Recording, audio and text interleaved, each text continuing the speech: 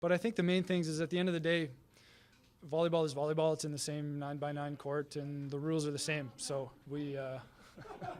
Is that on the back of your shirt? Yeah, it's on the back of the shirt. A little free shout out for you. And it doesn't matter who's on the other side of the net. You need to still execute to the best of your ability if you want a chance to win.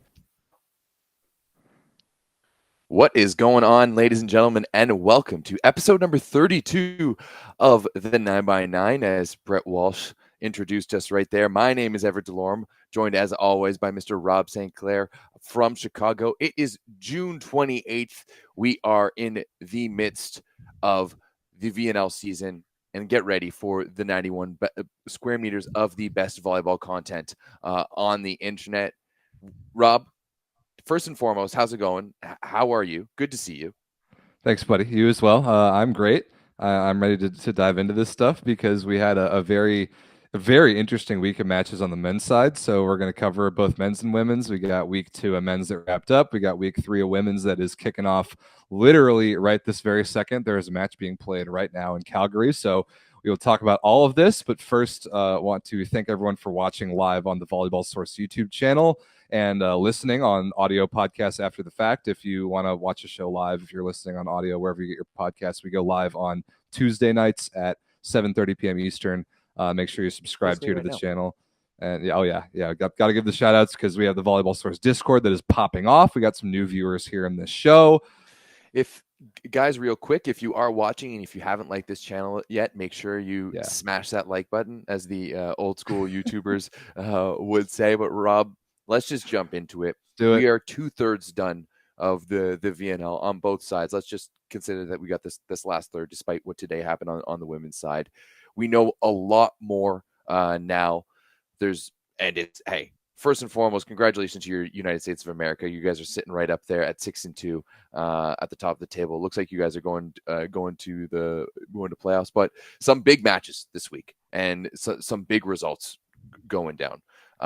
Where do you want to? What result do you think is the biggest result from this week?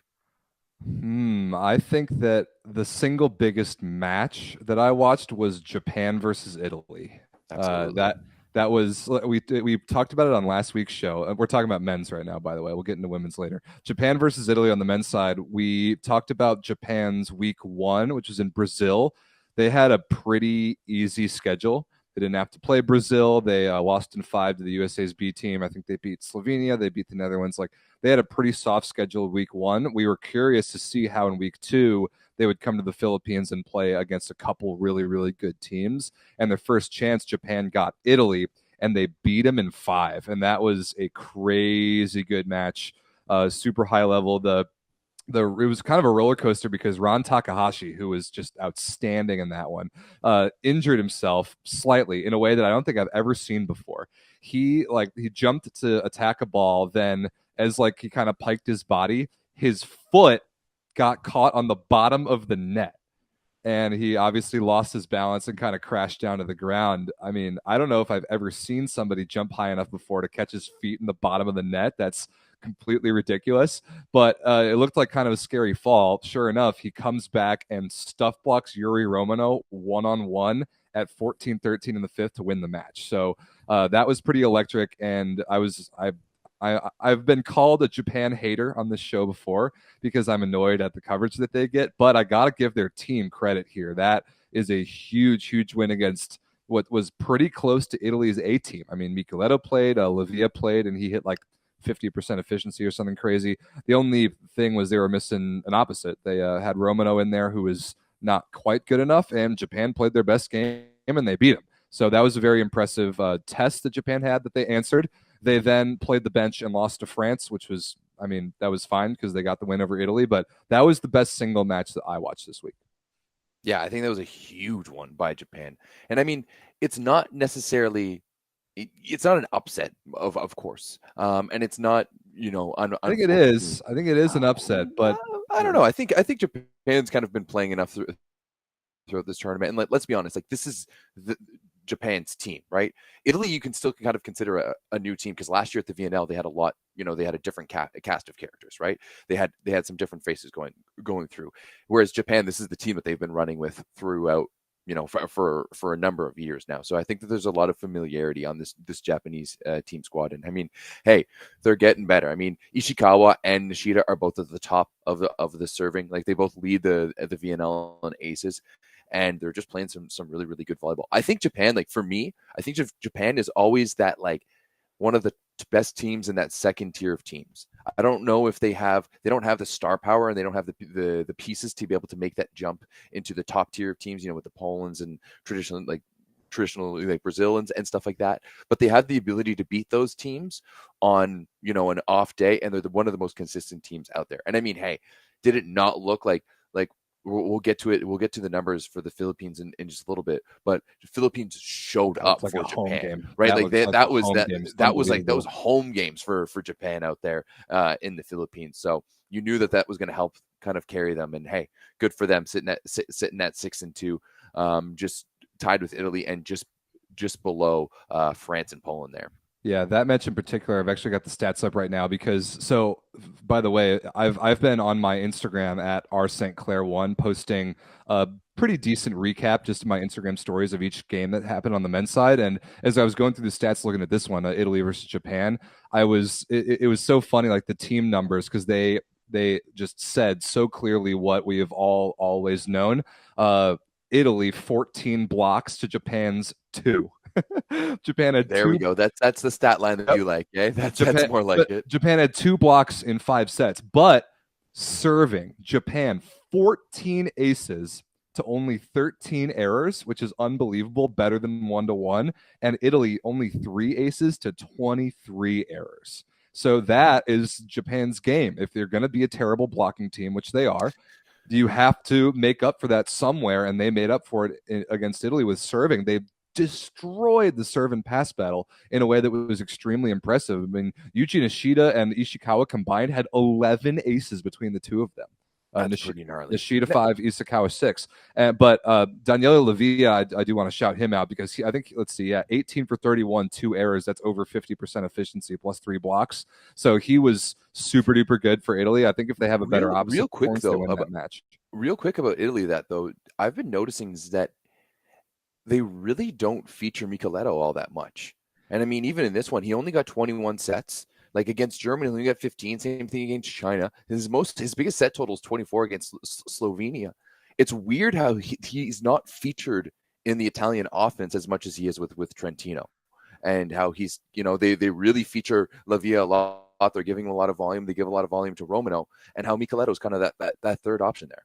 Yeah, I'm really interested by that too. And I thought that, like you and I both thought last week, that we might see 2 things out of Italy. One was the 3 outside hitter thing, which we did not see. And the other was Riccardo Spertoli, who we barely saw. I think he played their last full match, which was against China. Yeah, he set the whole match against China, but Gianelli had the other 3. And we're kind of surprised by that. Yeah, maybe it's kind of a hangover for Micheletto from a club season where he just had to do everything. Like, there was a month there towards the end of the Trentino season where we thought he might have a case for best player in the world a couple of years from now, and then his offensive numbers really started to flatten out. So another thing I think is that Gianelli in particular isn't going to the pipe that much these days, and that I think is where Micheletto is sometimes the best. Another thing, I feel that. Yeah, that, and then I think that they really want to feed Yuri Romano out of system. I think they kind of want to figure out what they really have there. So maybe that distribution shifts when we get to the finals or when we get to the World Championships. But yeah, I'm with you right now. Micheletto is kind of an offensive afterthought. It's interesting. Yeah, it has been interesting. Well, as both these teams are going to be in a prime position to be moving on to the playoffs. Yeah, both 6-2. I want to talk about the 2 teams that are even higher than that. We got 2 teams at 7-1. That's France and Poland, both of whom went undefeated, were perfect in week 2. France is really not even that much to say here because they were in the Philippines. They had a much weaker schedule. The best team they played was Japan, and Japan played the bench after beating Italy in 5 the night before. France also played the bench, so France pretty easily kind of sleptwalked through that week. I mean, but France's bench is probably still pretty damn good. France's bench is extremely good. It's a great point. But I do want to talk about Poland because the Polish men brought They brought the boys. They went everybody. For it. Yeah. They brought everybody to Bulgaria. Nikola Gerbic rolled out pretty much what we think is the World Championship starting lineup. If it really just depends on if Wilfredo Leon can come back or not. But he rolled out the World Championship starting lineup from the beginning of the week, and they looked awesome.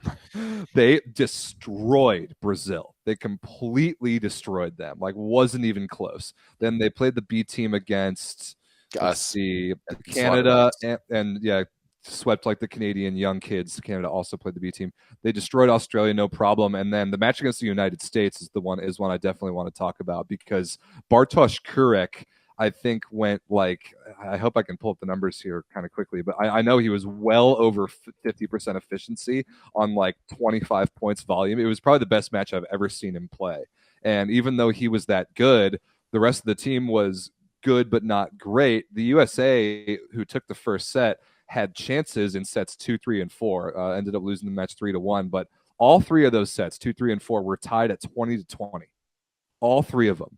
And Poland was able to get it done in all three.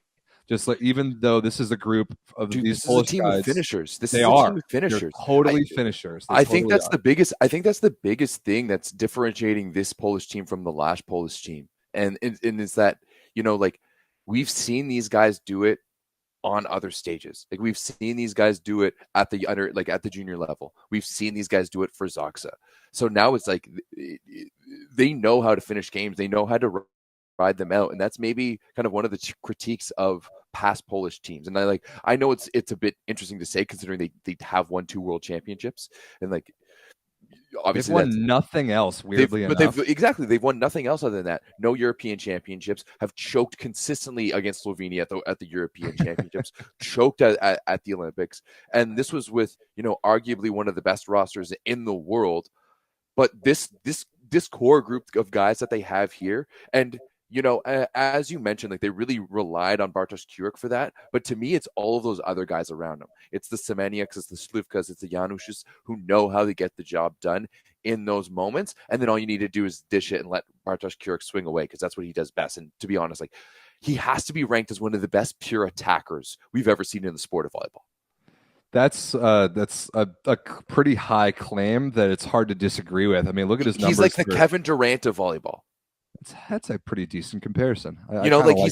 He's not going to be the guy that he's going to ultimately, like, he can put the team on your back, but I don't know if he's that, like, top. He's not a LeBron type, but he's probably one of the best scorers that we've seen in our era of volleyball, just pure scores, right? Yeah, I definitely remember in 2018 at the World Championships, that 2-week stretch as Poland kind of closed in on the win, where he just kind of decided to become the best player in the world for those 2 weeks, and he was. His numbers in this one against the U.S. in a 4-set win, 21 for 28. 21 that is 28. Absolutely ridiculous, especially against the USA. Especially against the USA right. The way you guys are playing right now. That is absolutely ridiculous. It's insane. And only 5 errors, like 57% efficiency plus 2 blocks. Like, it's absurd. It's absurd what he did in that match. And I want to use this as a segue to the USA a little bit. Despite that, just like Terminator level opposite performance, the USA had a chance. I mean, we won the first set 25-21. I say we because I'm a gigantic American fan. And then, like I said, it was 20-20 in each of the following 3 sets. That's 2, 3, and 4. And the USA just couldn't quite get it done.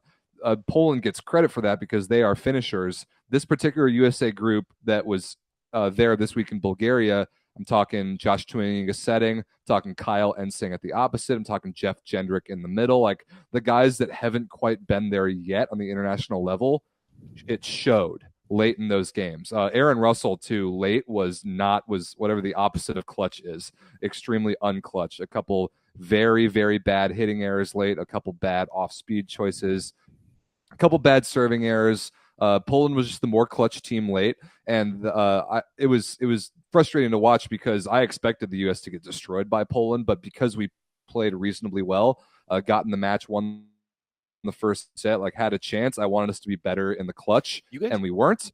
But that's a learning experience. And when you get Micah Christensen back, who I'm hearing will be there in Japan, when you get Max Holt back, when you get Matt Anderson back, like, those problems kind of get fixed right there.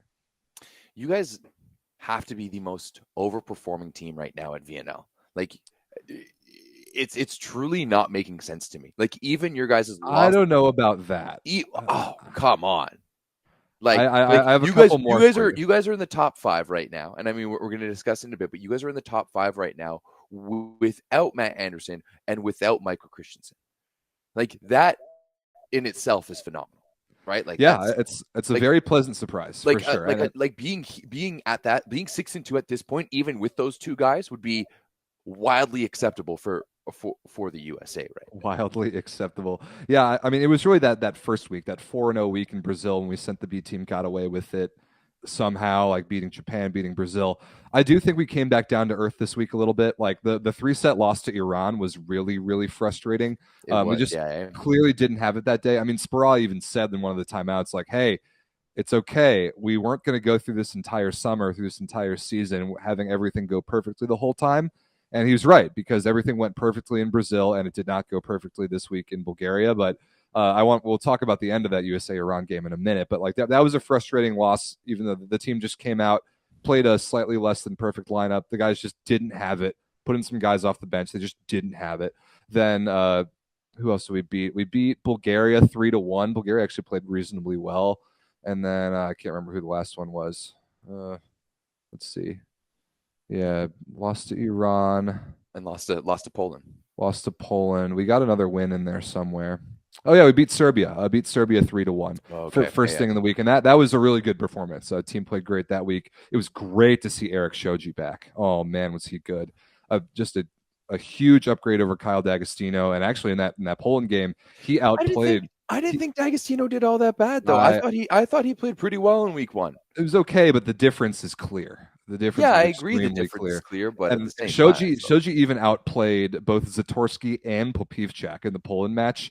He looked better than both of those guys. That was extremely impressive. But for the USA, I mean, we came back down to earth this week a little. The Iran loss was a bummer. The Poland loss was losing to a better team, but I hope that we can take some learning moments from being tied at 20-20 and going 0-for-3 on closing those out. Yeah, I mean, at the end of the day, like you don't have your guys, right? So not all of them. You're expecting like Kyle Ensing to close out matches, and as incredible as Ensing has been, and it's so surprising considering he's been playing in Israel, right? like, like that's not exactly a guy that you're looking to close out when you're taking on Bartosz Kurek and Poland. Great point. Yeah. So, all right. So you called the U.S. the most overperforering team in the tournament. I disagree, because my most overperforming team is the Netherlands. Okay. Yeah. Okay. Yeah. Let's the talk about the Netherlands for sure. The Netherlands were going to be 5-3 at 2 weeks. They went 3-1 this week. That's ridiculous. They have no business being this good. It doesn't really make all that much sense to me. But when you have Namir Abdelaziz, you always have a chance. They did kind of get like strength of schedule this week was a thing, playing Slovenia, who's been struggling. I would have thought, that was a time for Slovenia to pray, and then getting Germany and Argentina, the only loss coming to France there. Both Germany and Argentina are kind of those like middling teams. Germany is a team that I thought really underperformed this week after we saw them and they looked pretty strong in Ottawa. I thought they were going to hopefully build on that. But I think they went 0-4. Yeah, but I also think too that we discussed it that that was a very good version of the German team we saw, and that they don't really get much better from that. Right, you can't really insert any guys into that roster that are really going to change things. And a lot of those guys are pretty battle tested internationally. However, the same thing can't be said for the Netherlands. And I think that this is a very new team, and you got young guys like Twinstra who are getting used to this international style of game.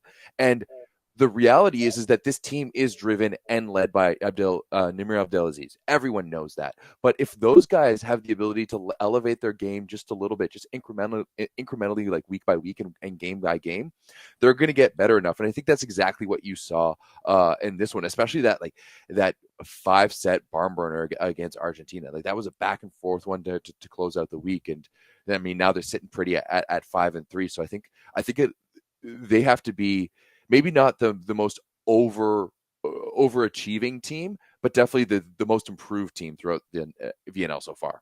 Most improved is a good way to say it. I do think you're right. They got a little bit of an easier schedule in week 2, and I'm curious to see because their week 3 schedule. They get China, they get Bulgaria. Both of those are extremely winnable and might be good enough for them to make the playoffs. But then they have Poland and Italy, and that's 2 L's right there. At least I would certainly think. So I think I think Italy, depending on, because if Italy's sitting pretty at the top and they're in the playoffs, it doesn't really matter. Well, Italy is in the playoffs, and this is important to note for the standings. So Italy are hosting the finals on the men's side in Bologna, So, and all that matters for Italy is that they need to be in the top 8.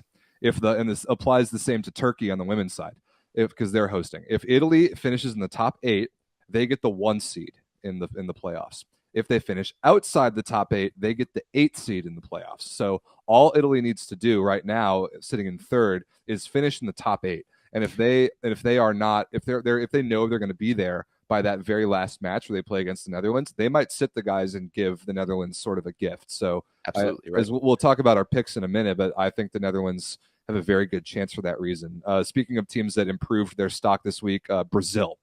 Brazil looks a lot better this week than they did in Brasilia. Even that loss to Poland, they just lost to a better team. But other than that, this week they were much better. However, it came at a price. That price is Alan Souza tearing his Achilles tendon, and that is as rough of an injury as it devastating.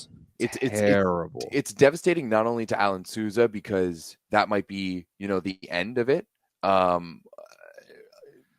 That's a really tough one to come back from, but it's also devastating from Brazil. And I mean, yeah, they did make that bounce back, but I'm not entirely sure who they have, to fill in there. They have Darlin Souza. They have his younger brother, and that's it. They do, exactly. And so it's clearly going to be a bit of a downgrade there. So yeah, that's a really, really rough loss for Brazil. And it's going to be interesting to see how they can bounce back without Alan Souza moving forward. Yeah, we'll talk about that a little bit more. One team that I actually want to point out that I thought improved really, really well this week as well. Had a bit of an interesting week is Iran. Oh yeah. Because they came in with a rough loss to Bulgaria, and then kind of beat both you guys and us to get back up there. Amin on the right side, yeah, dude, that lefty, absolute monster. He might already be one of the best left-handed hitters we have in the game right now. Like, I'm trying to think about who else we have who is a monster like him on the right side as a lefty. I can't think of anyone. We don't have that many lefty opposites right now, which is a bummer. We've actually got more outside hitters. We've got Micheleto and Kovacevic. But yeah, this Amin character, it was funny because we were talking about Iran's opposites coming into the tournament. Like they've got Bardia Sadat, they've got Porya Yali, they've got the one other lefty that we saw for most of Vienna last year, whose name I forget, but this Amin guy has come in and played better than all of them and looks like their best player in a year where Iran kind of needs him desperately. And Asfandiar on the left side has played pretty well. Abadapur has played a little better than we maybe thought after his mediocre season in Skra. They resurrected their season after getting just pummeled by Bulgaria in that first match. They 3-0 against the US, 3-0 against Canada. That's a pretty impressive rebound. They also lost to Brazil in 3, but I mean, Amin is sitting currently 8th in scoring in the VNL, and he's really just been leading this team. And I mean, you just mentioned it. We were talking about who's going to step in for Iran here in on the right side, and Amin is definitely that guy. And man, that certainly looks like it right now. That raises their stock for me quite considerably. Yeah, they've got a very real chance to make the playoffs. I mean, 8th place right now, 4-4. Let me see. Who do they have? Who do they have next week? Iran has Poland, Italy, Slovenia, Serbia. So that's a pretty tough schedule. They have Poland and Italy early, where those two teams might still be playing their guys. Then Slovenia and Serbia will both be desperately fighting for playoff spots. So if Iran's going to get there, they're really going to earn it. Yeah, absolutely. It's going to be, man, that race to the playoffs is going to be tight. Speaking of the race to the playoffs, I think we can kind of cover both Serbia and Slovenia. Serbia got up to 4-4, but they've played so many 5-setters that their point total isn't as high. And Slovenia just kind of continues to struggle. I mean, they got just pummeled by Italy, not even close. Lost to Japan, not particularly close. I think they beat Argentina, and then what was the last one? Lost to the Netherlands. 1-3 for Slovenia. That I don't think they're going to make the playoffs as of right now.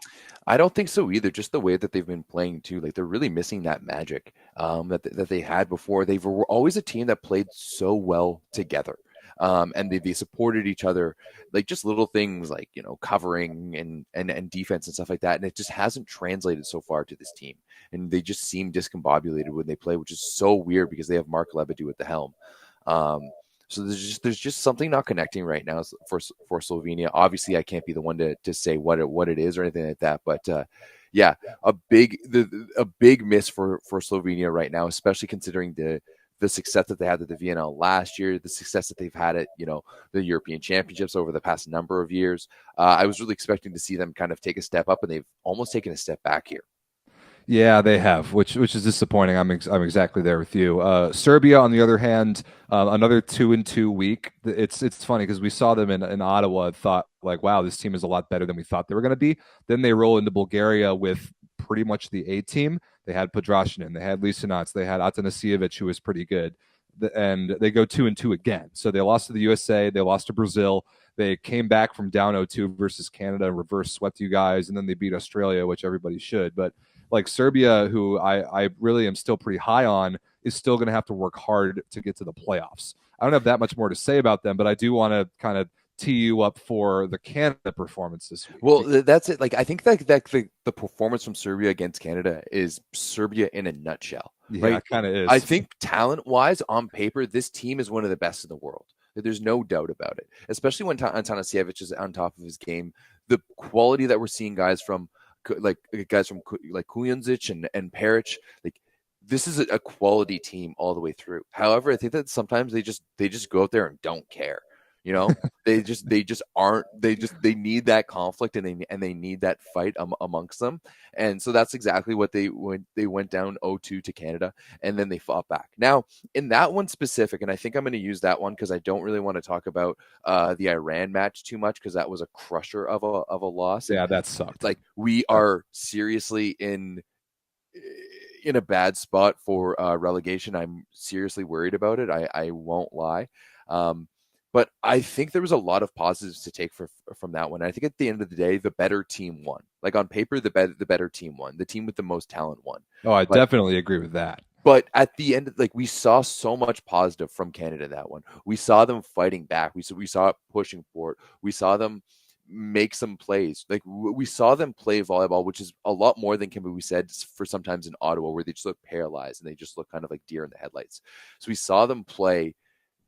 Offensively, they're up there. Blocking, they're up there. Where it's really hurting us right now is serve, receive, and defense. Ultimately, not having a libero, not having Blair Band, or at the very least Stephen Marshall there hurts us so much because you just don't have that back row guy to lead, that back row quarterback to lead everything. Yeah, I was going to ask if you thought that Serbia match going up 2-0 and then not being able to finish it out is, how do you spin that? Do you spin that positively, saying you went toe-to-toe with a good team, a team that's probably more talented than you, or is that a huge negative going up 2-0, not being able to finish it out? What's your take on that? I think it could be both. I think it can be a negative because you're absolutely right. They did go up. They did go up 2-0, and they did look good in those first two sets, right? However, I think there's something to be said that, that Serbian team is very, very good. And at the end of the day, it doesn't matter what you've done in volleyball, right? If you go up by 20, 30, 40 points in basketball in the first half, right, you're going to put yourself in a better position to win in the second half, right? But the minute that third set has started, right, it's still 0-0, right? So right. I don't really see it as a huge loss. I think it's a learning moment, especially for some of the younger guys on that squad. And at the end of the day, I think it was a pretty good effort. Like, especially the way that they fought back and that they fought in the fifth set. Like, they looked like they were going to be able to fight through, and it just didn't happen this time. So at this point, I'm truly just hoping that we get away from relegation. We have a tough week ahead of us. Like, we got Argentina, Brazil, Japan, and the USA. The chances of us getting a win there, I think, are slim. I think against any of those teams, we'll be lucky to get a win. Maybe someone's going to be playing the bench someday where we're not. I guess we'll have to see. But those are 4 teams who are playing very, very well. Well, I think especially Brazil has stepped up, and Argentina has always been our kryptonite. So I think those are going to be the 2 interesting ones. But the only good thing of all of it is that Australia is playing Japan, Germany, Argentina, and France. That is exactly what I was just about to bring up. I don't think there's any way Canada gets relegated. You've got 2 wins, you've got 6 points, and I'm not leaving anything to chance. I'm not at all saying because I'm not saying it's ever going to be chance, but you just said look at Australia. They did get their first win this week. They played Bulgaria head to head in Bulgaria and beat them in 5. That's crazy. Very surprising to me. I legitimately thought they might go 0-12 this tournament. But they only have those 2 points, whereas Bulgaria has 6. Bulgaria's had a bunch of 5-setters that they've gotten points from. So Australia's still got a bunch of catching up to do. They need to win at least 1 match, maybe 2. And like you said, they have Japan, Germany, Argentina, France. I don't see them winning any of those. No, me neither. Bulgaria has Italy, Slovenia, Netherlands, and China.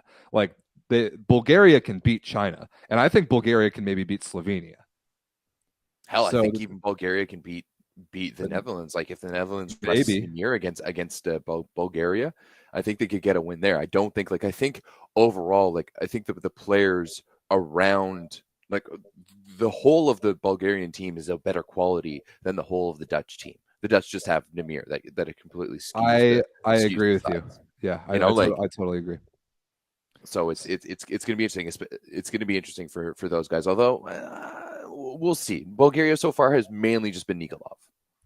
Yeah, Nikolov, Atanasov, a little bit of middle here and there, but their consistency is not good. And I thought they were going to have a better week playing at home, but other than the win versus Iran, that was kind of about it. So we covered pretty much every team just there except Germany, Argentina, China. There's not really that much to talk about. Argentina's looked bad.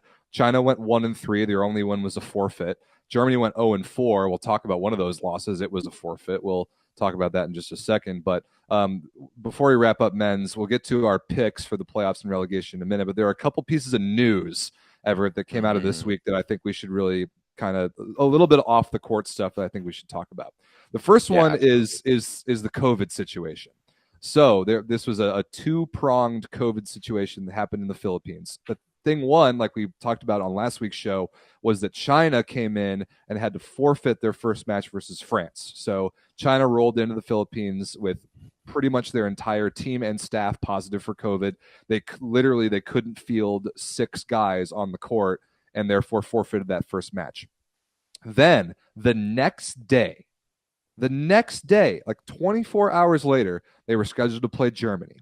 And China, showed up with everybody just magically cleared to play.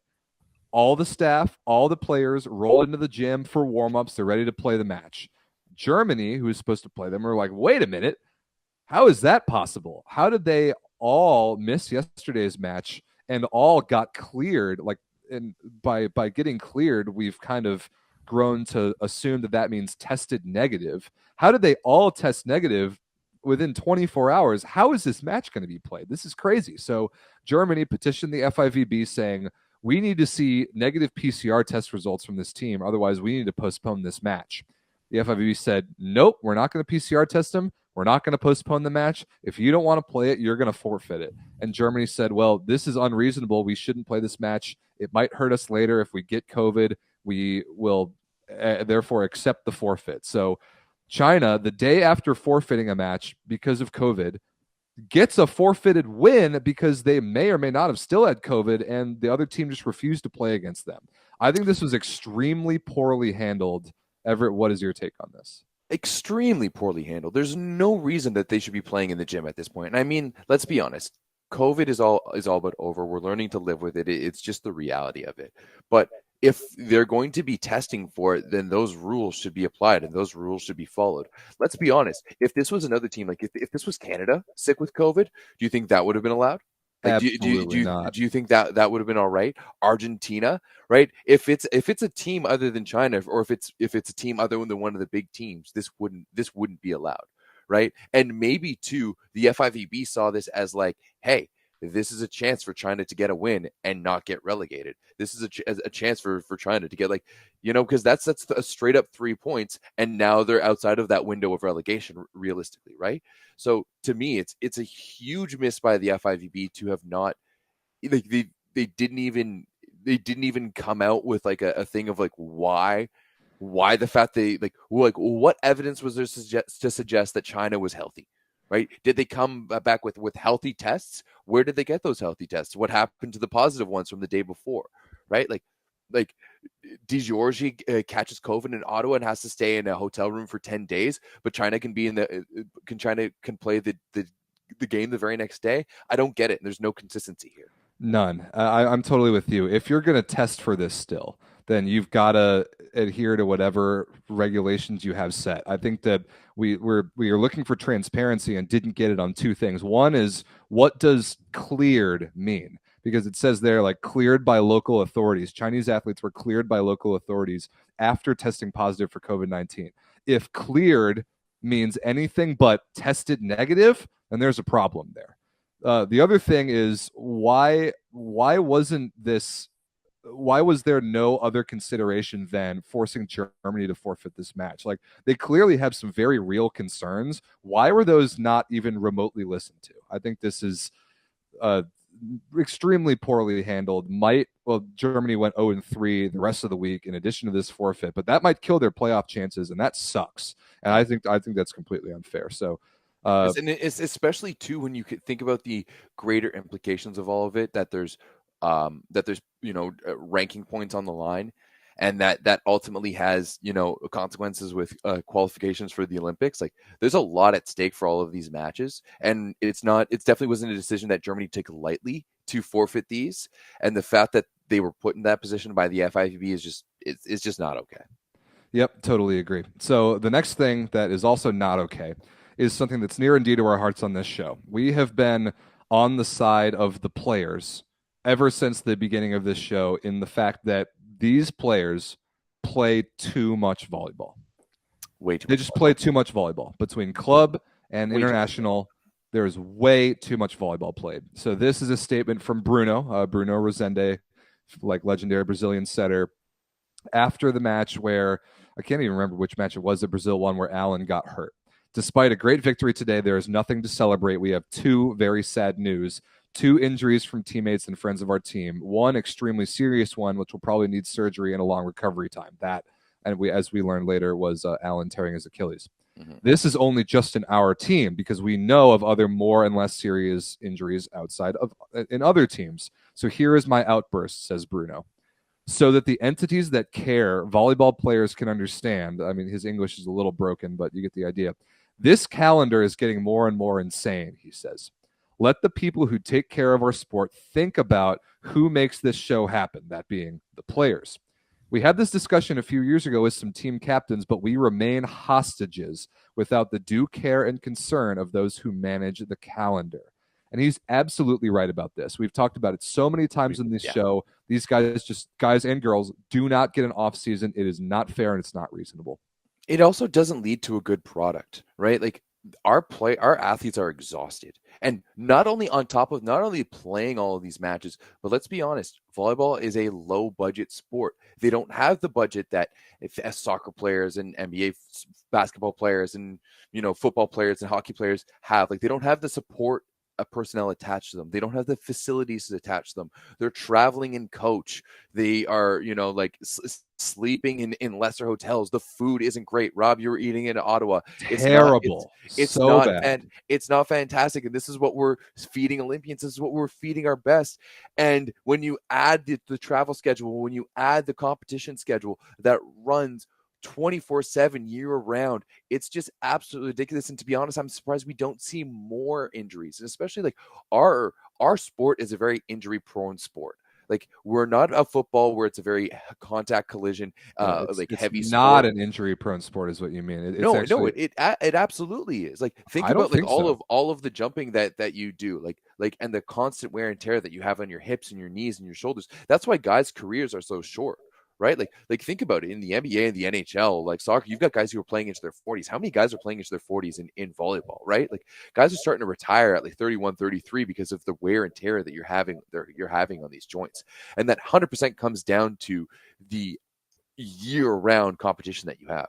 Right, like you're telling me that guys like Gord Perrin and Graham Vigrass wouldn't still be playing for the national team if we had a bit of a lighter schedule and they hadn't been playing all of those extra minutes. Like I think that's why we've seen so much longevity from guys like Sokolov, who just kind of like hasn't played a lot with the Bulgarian national team over the years and has had a chance to rest. But I'm fully with Bruno with this. There's no other sport that runs their athletes so rampant with as much insane travel as volleyball does. Yeah, it's absurd. And we, to make it very clear again, Everett and I are, and Dan when he's here, totally on the side of the players in this issue. We played the organizing bodies of the game put these guys and girls through way too much. They need an off season. Professional athletes need off seasons, otherwise you get injuries, and it sucks for Alan Souza. And I hope that he can recover on the same trajectory as Riccardo Lucarelli, because that is the kind of the gold standard for recovering from an Achilles tear. He was able to do that. Hopefully Alan is as well. Yeah. Another piece of kind of off the court news. These, Everett, are the attendance numbers from the VNL's week on the men's side in the Philippines. Japan versus Slovenia on that last day put 10,000 butts in seats. 10,000 is unbelievable. And we talked about it on last week's show, even just like we're both hugely supportive of the FIVB bringing events like this 100%, to Southeast 100%. Asia. Like, even though the Philippines doesn't have a team in the competition, clearly they've had more fans there than probably all three of the North American stops combined. I would be curious to see that at the end. Calgary, Ottawa, and the place that shall not be named combined probably won't have as many fans for those 3 weeks as the Philippines did for one. And they also had the women there before. Like, the fans, I would love to see the phenomenal. numbers from the women's one as well, because I know that they were showing up the way that they were showing up for the Japan men's matches. They were showing up for the USA women's matches, Right. So I'd love to see the numbers from there. But I mean, I think these numbers are massive, and it just goes to show that it makes sense to put volleyball in traditional volleyball markets, not the place that shall be named. That shall not be named. And I think this is a rare win for the FIVB and volleyball world with this one by activating that Filipino market and bringing it to Manila, because these numbers are fantastic, and let's bring it back. Let's bring the world. Why not? Let's bring the world championships to the Philippines. And I think that they figured that out, because they saw the crowds both the week of women's, the week of men's, and almost immediately Volleyball World got into some kind of an agreement with the Asian Volleyball Confederation to bring more events there and probably pick up streaming rights to the Asian championships for both club and national teams. So the Volleyball World just did pick up the streaming rights. Exactly. That's what I mean. I don't know exactly what competitions will be on there, but they entered into some kind of agreement with the Asian Volleyball Confederation. And I think that they understood immediately the potential market they have in Southeast Asia. Philippines, Indonesia. Like, it's funny, just the other day, somebody was asking on the Discord, and I went into the CEV YouTube channel's analytics because I have back-end access to that. I assumed that most of the CEV's YouTube viewers would be from Turkey, because they're always the vocal crazy fans that we make fun of. Indonesia is responsible for 25% of the CEV's YouTube viewers. This is a European-specific volleyball channel, and 25% of their viewers are from Southeast Asia, Indonesia in particular. So that's ridiculous. And I think the FIVB knows that and is starting to really throw what they have at a market that they know they're going to get some return from. That doesn't surprise me at all, because especially when I had the old YouTube channel and we were getting a lot of views. What do you think my number one viewed country from? Where was I getting 20% of my views from? Probably Indonesia or somewhere down in that neck of their woods. India. I was getting 20% of my views from India, 10% from Canada, 10% from the US, and I was getting 8% from Indonesia. So it doesn't surprise me at all that places like Indonesia and stuff, and hey, maybe we'll see VNL India one day. I think that would be pretty cool. Very possibly. So I wanted to put this up on the screen. This is just something interesting that I put together the other day when I was bored at my real job. It's a breakdown of men's VNL, and I want to do this for the women's too, of So the format, as we've talked about on this show, there's 16 teams in VNL, but each team only plays 12 matches. So there's 3 teams that each single team does not get to play in the preliminary round of VNL. So I broke this down as to who got the luckiest and unluckiest draw in terms of the opponents that they don't have to play their average world ranking like before the tournament started. So based on that, this is average world ranking of the teams that you don't have to play the world ranking before the tournament started. Germany, it turns out, had the luckiest schedule. They don't have to play Poland, they don't have to play Slovenia, they don't have to play Iran. Now, like Slovenia was ranked 8th coming in. I don't think they're that good. Iran ranked 10th. I don't think they're that good. Argentina ranked 6th. They're definitely not that good. So these are a little skewed. But Rob, the real talk here is look at our teams down there in the bottom. Canada, third to last. List. USA, dead last. The United States of America have the most difficult schedule in terms of the 12 of the 15 opponents they have to play. The USA doesn't get to play Australia. That's a free win. Doesn't get to play China. That's a free win. We also get to dodge Italy, which is kind of nice. But the USA, hardest schedule by far. Germany, easiest schedule. I just thought that spread was kind of interesting. Yep, I agree. I mean, thanks for breaking this down. This is something we had talked about a little bit in Ottawa about the strength of schedule, and I think that's exactly why you're seeing. We talked about it with the Netherlands earlier, how they have had that easier thing. I think you really have to look at Bulgaria here and kind of scratch your head because they're third to last. They've only got 1 win. They just played a home weekend where they're only able to pull out 1 win, and they had to finish off against Australia, who's the other worst team, and you're still in the bottom there. So I think that's a big miss for Australia, and I think maybe a red flag for kind of Bulgarian volleyball fans and everything. But at the end of the day, it is what it is. You're never going to be able to create a perfectly balanced schedule, but it is a bit suspicious how some teams currently get easier schedules and other good ones get a little bit harder ones. Yep. So just wanted to put that together. I'll do the same for the women. We can talk about it on next week's show. Real quick, Rob. Okay. Are we gonna? I just want to address some comments in the chat. Oh yeah, there's a couple good ones. Yeah. First of all, who's your biggest surprise team of VNL so far?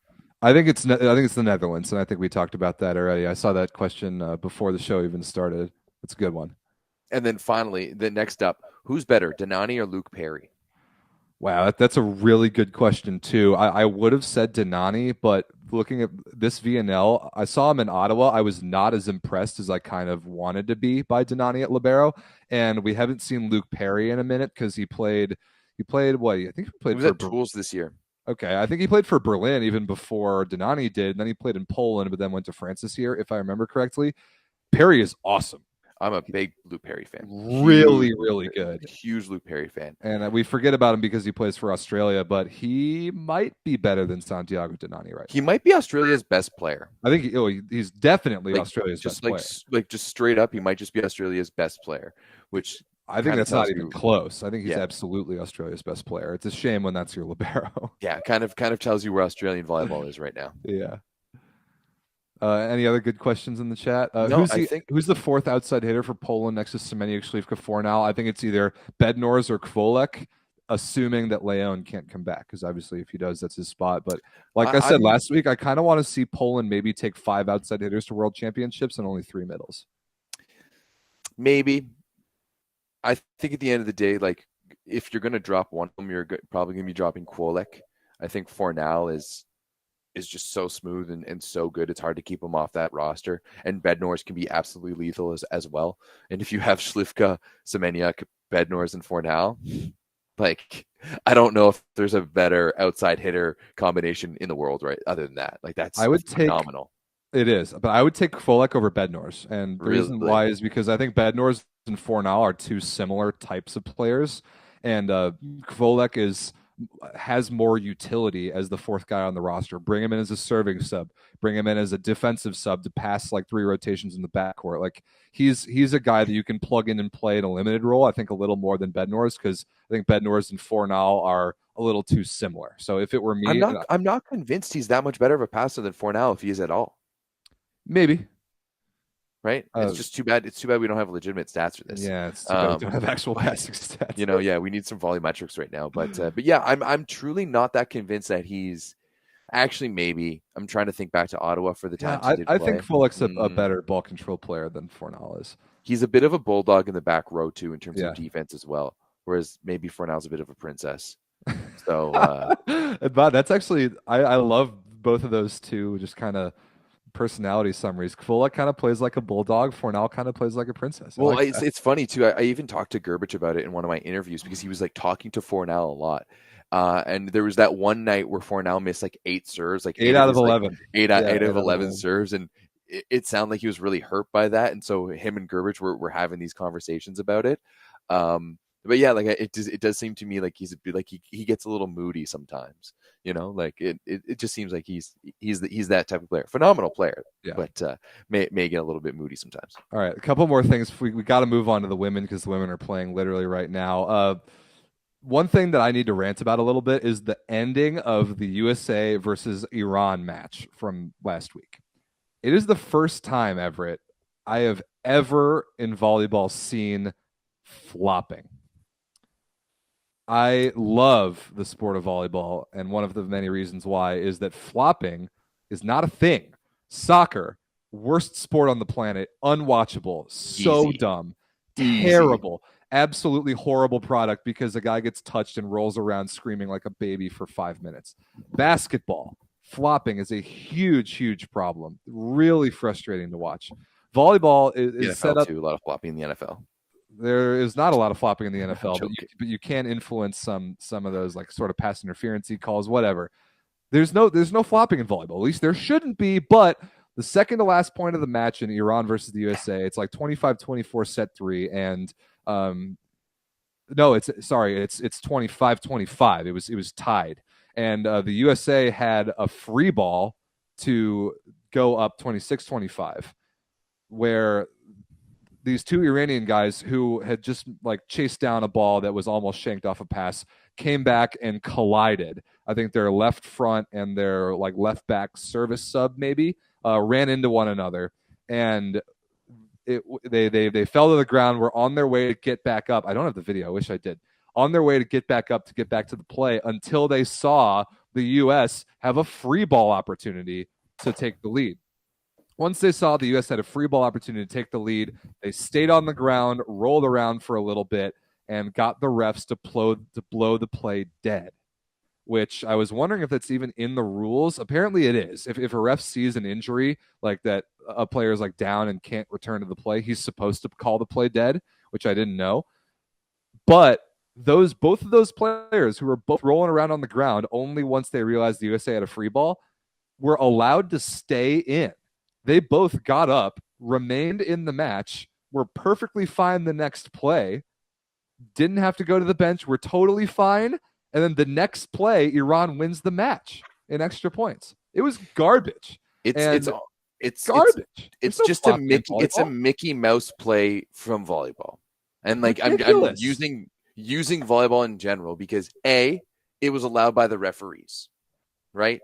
And no one, and it's not even something that they could like even and go back and review. That they weren't going to listen to John Spera on that. Like there's no reasoning in that situation. But then furthermore, there's no repercussions for it, right? It's not like it's not like there was an inquiry into the situation. It's not like there's a referee commission that's going to look at this and be like, oh, you know what, this is wrong. It's not like the FIVB is going to make a statement. No, like they didn't even make a statement about a team having to forfeit a game because the other team had COVID. They're not going to make a statement about this. It's just once again, it's a very Mickey Mouse move for volleyball that this is getting away, and that they were allowed to do that because, man, like just play the game. None of this stuff. I fully believe like if you go down in soccer, which I fully disagree with you, by the way, saying that it's the worst sport ever. Terrible. Right. But if you go down in soccer, you at least have to leave the pitch, right? You have to like you were given a certain amount of time, but if you're taking your time, then you have to leave the pitch, and then you're only brought back on when the referee allows it, right? I think in that situation, if you stop a rally mid-rally due to your injury, you're out. Then you should be out. Yep. Right? I think you're out for the set. It could be, I wouldn't even say that. I would even give them just like a free substitution. A free substitution, and you have 2 points to put the other guy back in without any conflict, but you need to take them out right away. Like it's absolutely ridiculous that they were allowed to just get back in after flopping like that, and there was no issues whatsoever. Yeah. Now the only thing I'll say to the FIVB's credit on this is that this is the first time I've ever seen this happen. I've never seen somebody even consider flopping in volleyball because there's just no benefit for it until you just happen to notice the other team has a free ball, figure out you can stop the play if you fake an injury. I hope that something is done about this. I'm not convinced that something will be done about this, but I think what should be done is that if you get injured and you cause a rally to be stopped, you're out for the set. I think that's if it's an injury of that severity, you're out for the set. If you happen to be good, you can come back later on, come back in the next set. I think if you get hurt, you stop a rally, you're out for the set. That's what I would like to see. Last but not least, Everett, we got to make our picks on the men's side before we move on to the women's. Let's assume, looking at the standings here, France, Poland, 7-1, they've got to be in. Italy, Japan, USA, 6-2. I would really think that those three are probably in as well. Brazil at 5-3, I think is going to get in. They have actually kind of a tricky schedule, but I think it's manageable. Let's assume those top five are in for sure. Give me three more teams that you think are going to make the playoffs in the top 8. Ooh. I think Brazil's gonna get there, obviously, and I think Brazil missing the playoffs here would be a huge miss, and I don't see that really happening. I'm with you. I think Brazil's gonna get in, so let's both just assume that they're in and pick two more. I think the Netherlands is gonna get in mainly because they're sitting at 14 points compared to Iran's 12, and they played China. So they have at least one guaranteed win in my eyes, and maybe a second against Bulgaria. I think if they can go 2-2 this week, that pretty much puts them in, right? And like we said earlier, they have Italy dead last, and Italy will probably already know that they're top 8 at that point, which is all that matters for them. So they might get a third win if Italy plays the bench. So I'm also with you. I think the Netherlands gets in. So who's your last one? See, so I'm really going between Serbia and Iran at this point. And Iran, looking at it, has a really tough schedule to pull out. Poland, Italy, Slovenia, and Serbia, right? That's all only going to come down. Plus, it's the great that like Serbia and Iran are going to be playing each other last, because I'm pretty sure that's going to be coming down to it. But then on the other side, they don't play each other last, because on the other side, Serbia has Slovenia, Italy, Iran, and China. So I'm going to go for Serbia on this one, because they have Slovenia and China and Iran to play in this last round. So I think it's all in Serbia's hands, even though they're a point behind Iran at this moment. I think Serbia is going to be able to pull through and get that 8th spot. I agree with you. I mean, Iran's got Poland and Italy. Like, that's probably 2 L's right there. Then Slovenia, who knows? And so Iran's last match is Serbia. Serbia plays Iran second to last because Serbia has China afterwards. Mm-hmm. So it very well may come down to Serbia versus Iran head-to-head.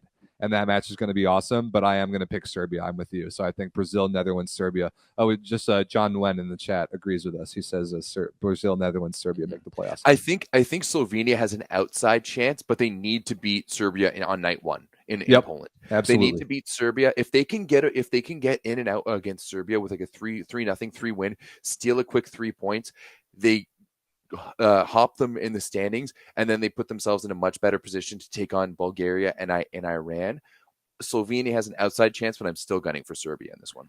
Okay, and then who do you think's relegation? Is it Australia or is it anybody else? My pick is Australia. I think there's no way they win a match next week. My pick is Australia too. I mean, they only have that one win. Obviously, it was a great win, and super happy for Dave Preston getting his first win internationally like that, especially against the home team in a 5-setter. So happy for him. But as we talked about before, Japan, Germany, Argentina, France, I just don't see them getting a win. Not to mention they're already 4 points behind both Bulgaria and Canada. It's going to be close, though. I'm not counting my chickens just yet. I am still nervous for my Maple Volleys. That Germany loss to start, and then our last one against Iran both hurt us the most. If we could have won both of those ones, be sitting at like a 4-4, I'd be much happier. But can't be the case. But hopefully we pull it out. I still think Australia is going to be relegated, unfortunately. Yep, I'm with you. All right. Before we move on to women's, let's talk about a couple quick things. Thing number one is that volleyball.store is back. We're back. We checked before the show. The store is live. There were some comments last week after we talked about it that people couldn't find the link or the link was broken. It's back. That volleyball.store is open. That's the link, that volleyball.store. It's nice and easy to remember. Go get your spicy volleyball merchandise. You got some 9x9 merch. Everett's wearing the shirt right now. The baseball tee with the spicy volleyball logo on it, which is awesome. You've got the hat, you've got the water bottle, you can get stickers. There's all sorts of great stuff in there. So we highly recommend it. When you do, I know a few of you have bought some. Take a picture, put it on social media, and tag us in it. We'd love to see you wearing the spicy volleyball. Yep. Tag at Volleyball Source and tag me at R St. Clair 1. We will reshare your stuff. Second thing is, Everett, tell the people quickly about BetUS. Well, guys, BetUS is simply America's favorite sports book. They've been around since 1994, making them one of the longest sports books around. And just for you guys, we're going to give you a nice little code here. If you use the code Volley125 when you register and deposit at least $100, you get a 125% deposit bonus to use for your betting pleasures. Golf is going on right now. Wimbledon is right in the thick of it. Our good friend Claire Hanna is there covering it for TSN. Baseball has a million games a day to bet on as well too, and some crazy ass bets. So make sure you head over to BetUS, use the code Volley125 for 125% deposit bonus. It's literally free money. You deposit $100, you get $250 or $220. You deposit $1,000, you get $2,250. It's literally just free money. So head on over to BetUS. You can use the link just down below here and use the code Volley125 to get that deal. Indeed. So, Everett, last but not least, we've got to talk about women's VNL because it is week 3. It is week 3 of women's VNL. We're almost done with the preliminary round. This time next week, we will know who the 8 women's playoffs teams are. And it's looking pretty similar to the men's, honestly, where we've got a few locks, a few teams that we really expect to get in, a couple tight teams right in the middle fighting for those last couple playoff spots. And then the relegation race is actually, it's even more interesting on the women's side than the men's because Korea there, who's a hopeless 0-8 with 0 points, cannot be relegated. They are a core team. They have too much money to be relegated. So the women's standing is very, very interesting. Here are the pools this week. Going on in Sofia, Bulgaria, hosting for the second week in a row. They had the men's last week. They've got women's right now. China, Brazil, the Dominican Republic, Bulgaria, Thailand, Korea, Italy, and Poland. And the other site, which is very, very cool, we're back in Canada, boys and girls. Calgary hosting women's VNL this week. Serbia, Germany, Canada, Turkey, Japan, Netherlands, Belgium, and the USA. So back to the standings. Everett, any big things to preview before we break down the women's week a little bit more? No, I mean, I am very sad I'm not in Calgary right now. Yeah. It sucks that I don't get to watch the women's team play, but at the end of the day, it's a little expensive. Rob, too bad you didn't take that week as well. Rob, if you had gone, I would have come out to Calgary. I would have made it work just to come hang out. Awesome. They offered it to me. Unfortunately, I have a real job. I wanted to get that one men's week done. Absolutely. I mean, it's unfortunate because the commentary team that happens to be in Calgary is rather pitiful, which is too bad. But it's cool that Calgary is hosting women's. I hope that it is great. I hope that the Canadian Maple Volleys, the women's Maple Volleys, can avoid getting relegated because that is a very serious concern for them right now. Netherlands, Bulgaria, Germany, I think Belgium, Canada, and the Dominican Republic, like all 6 of those teams right there. The bottom 6 that aren't Korea are all in very real danger of getting relegated, which is insane.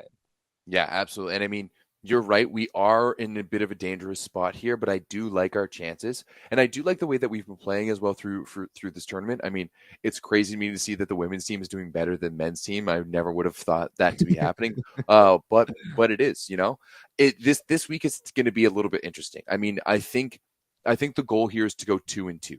And I think that is very, very possible here. You got Turkey and Serbia first up tonight. They're going to be playing Turkey. They're going to be taking them on in about an hour and a half. Obviously, we'll be watching that one. And then they're going to be taking on Serbia on Friday. Let's be honest. Turkey, one of the best teams in the world. They were my pick to win this VNL on the women's side. Obviously, not doing that great, only sitting at 5-3, but still they've got world-class talent. And then same thing with Serbia. once again also sitting at 5-3, and when you got athletes like Tijana Boskovic, like you know that they're going to be able to play unless one of those teams sits their starters, which I don't see Turkey doing. Maybe Serbia on Friday. Boskovic is not on the roster at all this VNL. Okay, so yeah, no, you're right. You're right. Vulnerability there, but I agree with you. Turkey, but still, like, yeah, Serbia is looking at, like, Serbia has athletes everywhere, right? So it's not a worry. Germany and the Netherlands are the must-win matches, right? Because those are the other teams that are chasing you right now for relegation. Actually, just looking at it, I was wrong. Germany and the Netherlands are both core teams. I'm surprised about both of them. So neither Germany nor the Netherlands can get relegated. The challenger teams are Bulgaria, Belgium, Canada, Dominican Republic, and Poland, believe it or not. So those are the teams trying not to get relegated. Bulgaria right now in last, at least coming into the week. But earlier today in Bulgaria, Bulgaria completely destroyed, like just dismantled the Dominican Republic 3-0, like not even close. So now we talked about the Dominican Republic. They had a terrible week 1, a good bounce back week 2. Have started off week 3 pretty brutal, getting just smoked by the host who they're trying to outpace for relegation. So the Dominican Republic could be in danger there as well. So there's a lot going on in that relegation race. Yeah, I think for us, I mean, we did beat Germany last year at the VNL, so there's already that precedent. I think that's a team that, and that we did that without Alexa Gray. And then I think the Netherlands is also another winnable match as well for sure for this team. I'm interested to see how they play at home, right? Because we've always seen with the men's team that there's maybe a little bit of trepidation. Like, this is a team that has, I mean, I can't remember the last time they played at home. It was like Montreal in 2019 for the qualifier for the Challenger Cup. Like, that's legitimately the last time, right? So it's been a minute since this team has played on Canadian soil. And it's going to be interesting to see how they manage that. Now, luckily, they have both of those 2 first matches to kind of throw away. So if in the case that they lose to Serbia and Turkey, I really hope that fire is lit to be able to go get that first win at home on Saturday night against Germany, and then close it out on Sunday evening against the Netherlands, and just really solidify themselves in this VNL. And I think they have the ability to do it. I think this team kind of feels like they're owed one after last week, and I think they have the ability to go 2-2 this week. I agree with you. I think it's nice that those last 2 matches are the most important ones. Get a couple out of the way, figure out how to play at home, and then go earn your spot in next year's VNL. Bulgaria, I think, is in a pretty good spot as well. That win earlier today at home is huge. I think they might be able to survive. The Dominican Republic right now is probably my pick to get relegated. I don't see them winning any matches this week. No, not at all, eh? No. I don't even know who they have left to play. I'm looking Thailand, right now. China, and Poland. Got smoked by Bulgaria. That should have been their most winnable match. I don't think they'll beat Thailand. They don't even have close to the ball control to beat Thailand or China, and they're probably going to lose to Poland too, because Poland's fighting for a playoff spot. So I think the Norsika Darlings, who the Norsika Instagram account posts about more than USA, Canada, and Cuba combined, will probably get relegated out of this VNL. I mean, there's other reasons for that, but I don't want to get too political on here. Let's look at the top of the standings. Let's talk about Japan. They're the only undefeated team actually in VNL on either side are the Japanese women at 8-0. We talked about them last week, Everett. We think that they have also been the beneficiaries of a bit of an easier schedule. This week, Japan's got the Netherlands. They've got Turkey, which is a huge one, Serbia, and Belgium. Do you think Japan finishes 12-0? No, I think Turkey or Serbia can take them down. But hey, I guess we'll see. I mean, I think the women's being 8-0 is much more surprising to me than the men being 6-2. That's agreed. Like, yeah, I agree. Way like women's volleyball in Japan is still massive, but they don't have the same presence that the men's do on the world stage. So I think this is huge. Now that height disparity might be even greater on the women's side too. Exactly. So, competition's nuts. But I do think that either Turkey or Serbia takes them down. Okay, yeah, I agree with you. Since this is week 3, a couple teams that are really trying to push for the playoffs or starting to build towards the finals are starting to bring A teams. I was looking at rosters today. It's definitely Japan's A team. It's pretty much USA's A team. Jordan Poulter is back. Nice. We'll be making the trip to Canada, which is great. It's been a while for Polto, right? Because she got injured. Yeah, she got injured towards the end of club season. This is her first action back since, so I'm excited to see that. It's Brazil's A team. It's Italy's A team. Paula Egonu is there. It's Turkey's A team. I think I don't know that much about China without Zhu Ting, but I'm sure it's got to be their A team. It's everything Serbia can do, even without Tijana Boskovic. So the playoff push is going to be a really interesting one here. A couple big matches this week. We talked about Turkey versus Japan on Friday. Turkey versus the USA on Saturday in Calgary is a big one. And then, like Everett said, Canada versus Germany on both Germany and the Netherlands. And then Poland versus Bulgaria is one that I wrote down. That's on Sunday. That's the last match for both of those teams. Could mean Poland getting in the playoffs, and it could mean Bulgaria not getting relegated. So that's a really big one, too, to watch. Yeah, I think all of those ones are going to be big to watch. I'm excited to watch Canada versus Turkey because I didn't really get to watch the women's team in the last week when they were playing at 3 a.m. and 5 a.m. in the Philippines. Yeah, the times this week for North Americans are much friendlier. We got Bulgaria kind of in the morning. We got Canada in the evening. It's nice. I like it. I do as well. So there's a match going on literally right now. What's the score at? It is 2-1 Serbia. Serbia is up 22-17 in the fourth. So it's looking like they're going to close Germany out and further cement what looks like a playoff spot for Serbia, even without Boskovic, which is pretty impressive. Yeah, 17-25. They actually lost the first, but then 25-16, 25-21, and they're up by 5 in the fourth. So Serbia playing Germany in Calgary right now, and then the home team, the women's Maple Volleys, at 10 p.m. Eastern against Turkey tonight. Yeah. Big one. Should be a good one. I'm excited. All right, Rob, do you want to close it out with one of the weirdest pieces of news you and I have heard recently? Yeah, because all right, let's just jump into it. So take it away. As World of Volley reported yesterday, there has been a request made by the Chinese Volleyball Federation for their men's national team to join this season the French Ligue A and play as a member of the French Professional League in order to get ready for the 2024 Paris Olympics. Allegedly, they would train and play in Paris, and they would not be eligible for either playoffs or relegation. They would only be there for the regular season. What?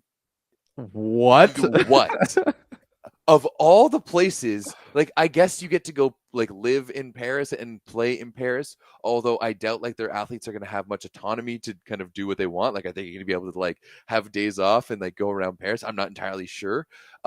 It's weird that they would pick the French league because I don't think that the French league necessarily is like the majority. Yeah, like they're the defending Olympic champs, but other than Kevin Tilley and like Le Goff, most of those players play elsewhere. Right? They all play in other countries. It's not the league that you're going to get the best. Like, I would even think that like Germany is slightly better than France, and you're at least getting to play teams like Berlin. It's just a weird thing to do, especially so far out. Not so far out, but still far out from the Olympics. If it was the year before and they wanted to spend like, that 23-24 season playing in Paris and you get to be there in Paris and kind of get acclimatized to it, maybe that would make sense to me. But it's so far out. Like, are they going to do this next year as well? Like, yeah, why? That's the crazy part. So I'm reading through World of Volley's article right now. Yeah, sure enough, the Chinese Volleyball Federation has contacted its French colleagues with a strange request, says the article, to accept its national team in the top flight league. That's so weird. Apparently, China's willing to pay more than €1 million per season, which is incredible. And if I were if I were the French league, I would take that in a heartbeat. And they would share facilities with Paris Volley, so they would train in Paris. And you're right, like you said, don't go to the playoffs, don't get relegated. But, I mean, if they can do this for, I guess it would be 2 club seasons, and then immediately after that would be the Paris Olympics, I mean, maybe. The thing is, though, that China is by no means guaranteed to even qualify for the Paris Olympics. They're going to have to seriously increase their world ranking and play really, really well in that like qualifier tournament late in 2023 to have a chance to even go to the Olympics. So if that's what they're pushing for, they're going to need to get significantly better really, really fast. And maybe playing in the LNV is the way to do that. This is one of the weirdest headlines I've ever seen. It's just so random. And I mean, you see it like in Germany, for example. Remember Hubner was telling us how they had the Berlin VCO team that's always like the best young players in Germany to play in the Bundesliga, right? Which is And a great like, idea. which is a fantastic idea. So it makes sense on the development. Like, is Zhang Shuang going to be there? Like, are they going to be sending their best athletes? Like, so like they're just completely depriving the Chinese league of their best athletes. That's what I was going to say. Is are they going to take their best players out of their own domestic league? Because China has a league, and then put them in France for the entire season. Like, how do you select that? Are you going to pick your 12 Olympians now and make a club team out of them? Like, I'm really curious to follow along if this even if this even goes through. Although if I'm the French Federation and they're offering 7 figures in euro, that's pretty enticing. The logistics are fascinating to me, so we'll follow along with it for sure. Yeah, it's going to be interesting. I'm interested to see if they make it happen. It's again not guaranteed for this year. They said it's the possibility of the 22-23 season, but we'll see if it gets solidified altogether. But man, would that be wild? Honestly, straight up though, if China did that, I would watch way more of the LNV. I would love to see how China stacks up against them. So I would love to watch it. Because don't we ask all the time, like, how would a great club team stack up against a great national team? 100%. We always want to know. This would be like a mediocre national team against a mediocre club team, but it would still be really fun. It would be so much fun. It would just be interesting. Honestly, like that might be something like if they did that, I might have to take a trip to Paris and just go watch it myself. You want to come with? Sure. Want to go do a nice little trip to Paris and check things out? All right, I've been to Paris. Great city. I enjoyed it. I've never been to Paris, so yes, and you're fluent in French, so you could be my tour guide. Yeah, but I have heard like things about how they treat like French speakers there. So yeah. The French league is the most competitive league. The best and worst teams are pretty in similar levels, not like Perugia versus Ravenna. That's fair. So it's like top to bottom a little narrower. There's not the elites and there's not the thanks for participating like Ravenna this past year. I agree, but like where's China going to fit in with that? Like until China beat Brazil 2 weeks ago by just a pure and utter miracle, I thought that China was going to be the worst team in this tournament. Honestly, in VNL. And I still don't know how they would stack up. This is the reason why I want this to happen, because I want to see where they stack up. I honestly have no clue, especially because it's China, and of all the teams, like I probably watch China the least. Yeah, we don't know anything about them. The honest, true, like no word of a lie. The only thing I know about China is what Dan tells me. What, by the way, Dan, happy birthday, love you, buddy. Happy birthday, Dan. You'll be 30 next year, and then you'll be old like me. But yeah, like Dan is the only person I know who watches matches from China like that. So, Zhang Jingyin is the guy. He wears 22. He's been their best player this VNL. He looks super good. But yeah, the rest of them, I'm with you. So yeah, it'd be interesting to see this. We'll follow along with it. We'll let you know on the show or in the Discord if that gets further legitimized. Speaking of the Discord, before we wrap up, if you want to join 600 plus, we just got over 600 pretty recently. Other volleyball fans from literally all over the world who just chat and meme and joke and analyze and just do all this stuff about volleyball all the time, 24/7. You're going to want to join the Volleyball Source Discord. The link is in the description. We had some incredible work. Mama Shiba from Finland, our guy, broke down some super technical analytics from the Superliga season and put them in nice graphical form this past week. And we were all breaking down just how bad Ravenna was in every statistical category, and it was kind of fun. There's so much great stuff that we have insiders from every country, and then we have people who just make memes like Two Jacks. I know you're watching.